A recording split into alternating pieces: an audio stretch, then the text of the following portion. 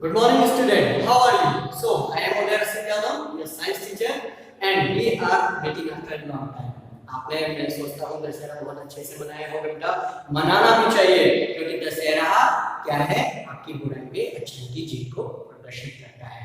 अब बेटा बुराई क्या है, देखिए केवल बाहर का रावण जलाने से बिल्कुल काम नहीं चलेगा, ठीक है। आपको अपने अंदर की जो बुराइयां हैं, ठीक है, बैड हैबिट्स जैसे कि एंगर है, झूठ बोलना है, ठीक है, मक्कारी करना है, धूर्तता है, ये जो रावण वाली प्रोपेंसिटी है, इनको जला के राख करना पड़ेगा, ठीक है। तो इसी एम को लेके हम जीवन में आगे बढ़ेंगे, ठीक है। आज हम एक नया चैप्टर स्टार्ट करने जा रहे हैं, दैट इज कॉल्ड हेरिडिटी। उसका नाम क्या है चैप्टर का बेटा? हेरिडिटी। हेरिडिटी,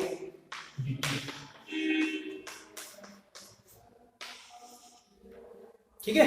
देखिए हेरिडिटी हमसे ही रिलेटेड है, हमारे बॉडी से रिलेटेड है, ठीक है। तो फर्स्ट ऑफ ऑल क्वेश्चन मन में आता है सर हमारे लिए तो पहली बार है, ठीक है, हेरिडिटी होता क्या है? तो देखिए जैसे कि हर इंसान इस यूनिवर्स में जो भी इंसान है सबका अलग अलग बॉडी फीचर होता है, शक्ल अलग होती है, ठीक है।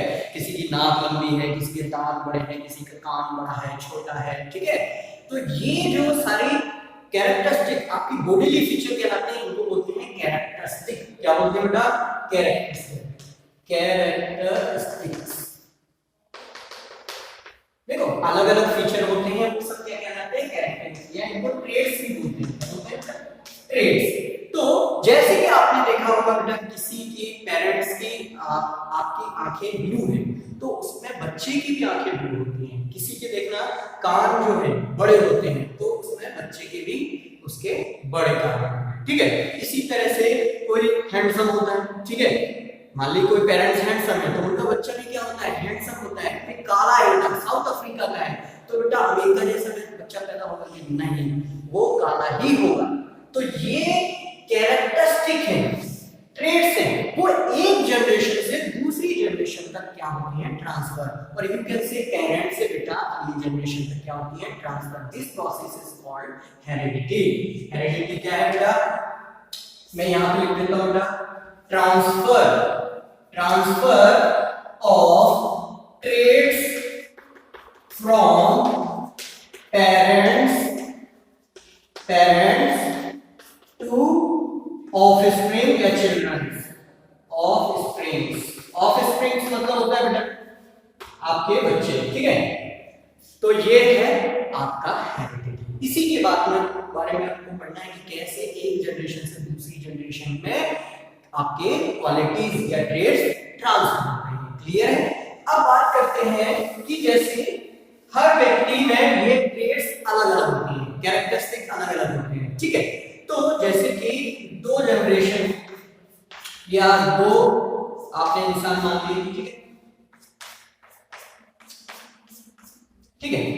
अब बेटा ये ए है, ये बी है, ठीक है। ये ए और बी में कुछ क्या है, जैसे ये पेरेंट्स है बेटा, ये आपका ऑफस्प्रिंग है। तो पेरेंट्स और ऑफस्प्रिंग आप देख रहे हो बेटा, थोड़ा थोड़ा मैचिंग होता है, लेकिन ऐसा नहीं बेटा फोटोकॉपी हो जाए, पिता जैसे है बेटा भी वैसे दिख रहा है, नहीं। ये केवल फिल्मों में होता है ज्यादातर, वैसे होता भी है लेकिन फिल्मों में होता है, ठीक है। तो यहां से यहां तक बेटा जब क्वालिटी ट्रांसफर होती है तो वो 100% नहीं होती है, उसमें कुछ ना कुछ मिलावट हो जाती है, कुछ ना कुछ वेरिएशन हो जाता है। क्या होता है बेटा?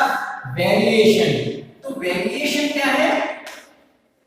The differences between two generation is called as variation। ये differences है बेटा, differences between two generations, ठीक है। और वेरिएशन बेटा यूनिवर्स का क्या है? क्वालिटी है, लॉ है। यूनिवर्स में बेटा वेरिएशन होती रहती है।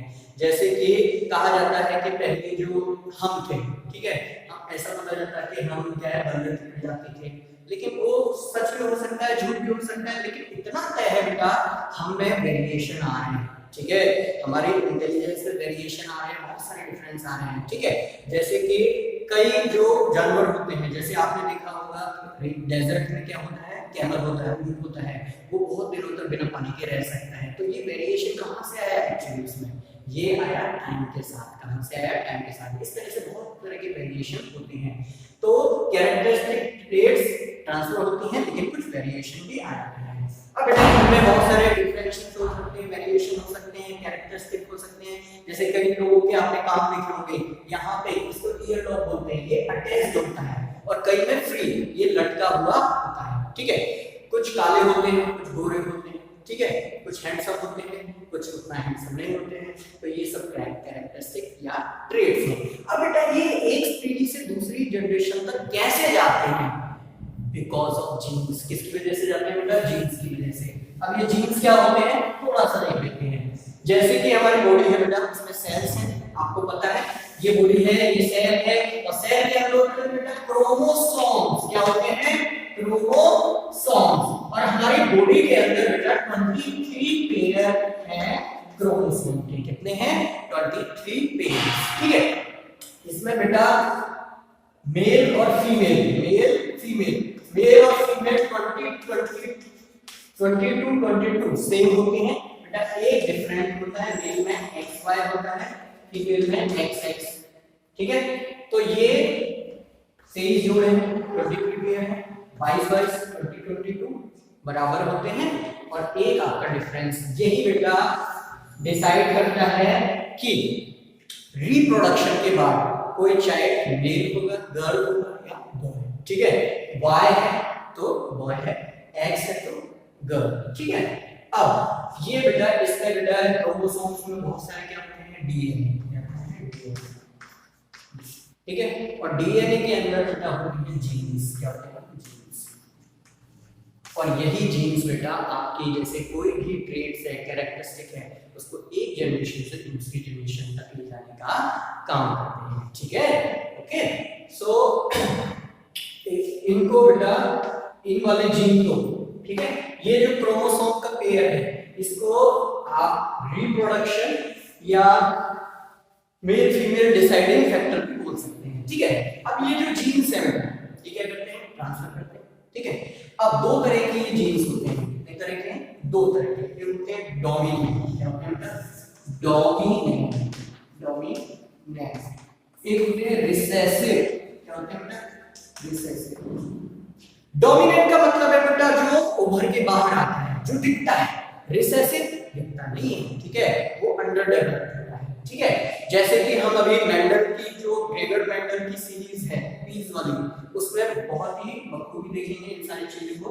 जैसे कि डोमिनेंट, ये जैसे कि टीटी, तो बेटा जो कैपिटल होते हैं वो डोमिनेंट को रिप्रेजेंट करता है, स्मॉल टी रिसेसिव को, ठीक है। तो ये बेटा टॉल जो प्लांट मिलते हैं, देखते हैं टॉल प्लांट क्या बात होती है, ठीक। दैट्स इट, ये हो गया, खत्म करते हैं। अब बेटा थोड़ा सा आगे बढ़ते हैं। जैसे कि इन सब के बारे में, हेरिडिटी के बारे में सबसे बढ़िया और सबसे शानदार जो रिसर्च की वो की बेटा ग्रेगोर मेंडल ने, ग्रेगोर मेंडल, ठीक है। ये जो भाई साहब थे उन्होंने जबरदस्त प्रयोग किए, और वो किस पे किए बेटा? पीस, मटर, ठीक है, मटर के पौधों पे, प्लांट्स पे किए, ठीक है। अब मटर का ही केवल लिया बेटा, उसको ऑरेंज, बनाना, एप्पल, ग्रेप्स ये जो पसंद नहीं है, क्यों बेटा? इसमें कुछ स्पेशल कैरेक्टरिस्टिक होते हैं। उसने इसके 3 कैरेक्टरिस्टिक लिए एक्चुअली। कौन कौन से बेटा? एक तो इसका क्या लिया बेटा? टॉलनेस और ड्वार्फनेस। टॉलनेस, टॉल और ड्वार्फ। क्योंकि बेटा इनमें मटर के पौधों में बहुत ही दूर से दिख जाता है कि भाई ये भाई छोटा है, ये बड़ा है, तो ये आराम से कैरेक्टरिस्टिक क्या होता है? विजिबल होता है, ठीक है। दूसरा बेटा जो राउंड, इसके जो बेटा दाने हैं, ठीक है, वो राउंड हो सकते हैं या रिंकल। आपने देखा होगा मटर एक आता है गोल और एक आता है, जैसे अभी खरीदने जाओगे, अभी मटर का मौसम नहीं है तो वो आपको बेकरी वाला देगा तो उसके रिंकल दाने होंगे, ठीक है। तो वो रिंकल मतलब सिकड़े हुए राउंड होता है, एकदम गोल, ठीक है। फिर थर्ड इसके जो सीड्स हैं, ठीक है, ठीक है, वो क्या होते हैं? येलो कलर का भी आता है बेटा और ग्रीन कलर का भी, तो इस पे उसने क्या किया, जबरदस्त प्रयोग किए। पहले ये किया, उसके बाद उसने डाई हाइब्रिड किए, पहले सिंगल हाइब्रिड किए, केवल एक ही कैरेक्टरिस्टिक किया, फिर उसने दो दो कैरेक्टरिस्टिक लेके क्या किए, एक्सपेरिमेंट किए। ठीक है, तो ये मैं बताने वाला हूं ना। चलिए अब दो टर्म और होती है, इनको आप जानिए। एक होता है जीनोटाइप, एक होता है फिनोटाइप। ये जीनोटाइप क्या है? जीनोटाइप बताता है कि जीन्स उसमें कैसे हैं। मान लो कोई भी जनरेशन है, उसमें जीन्स का है ना, टाइप्स ऑफ जीन्स, ये टाइप्स ऑफ जीन्स या डिटेल ऑफ जीन्स, देखिए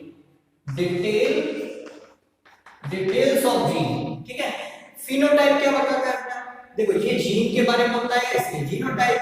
फिनोटाइप मतलब कौन सा कैरेक्टर डोमिनेंट है, ये किसको बताता है बेटा? डोमिनेंट जीन को, डोमिनेंट जीन्स को। क्लियर है? That's it.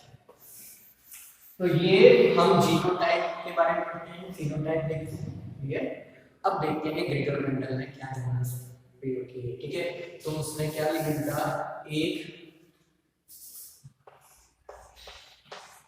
एक इस तरह से पौधा लिया मटर का। ठीक है, मैं तो अभी ऐसे बता रहा हूं। ठीक है, एक